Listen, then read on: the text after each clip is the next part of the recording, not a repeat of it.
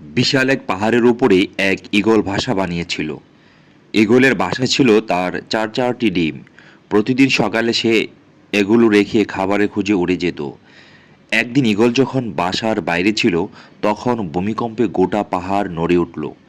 এতে ঈগলের একটি ডিম বাসা থেকে ছিটকে পড়ে গেল।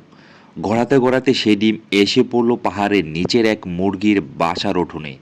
মুরগি সেই ডিমটিকে নিজের বাসায় নিয়ে এলো, অন্যান্য ডিমের সাথে রাখলো, যত্ন করে তাপ দিতে থাকলো।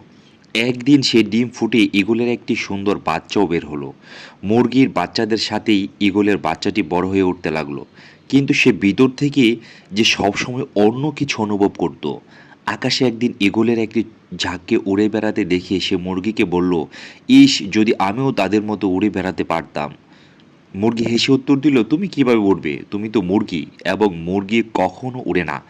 ঈগলের মাঝে মাঝেই তার সহোদরদের উড়ে বেড়াতে দেখত এবং স্বপ্ন দেখত সেও তাদের মতোই উড়ে বেড়াবে।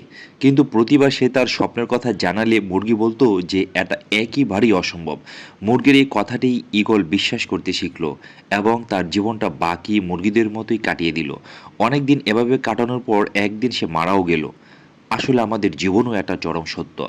তুমি যা বিশ্বাস করতে শিখো, একদিন তুমি তাই হয়ে উঠবে। তাই তুমি যদি ঈগলের মতো উড়ের স্বপ্ন দেখো, তবে সেই স্বপ্নকে অনুসরণ করো, মুরগির কথায় কান দিতে যেও না।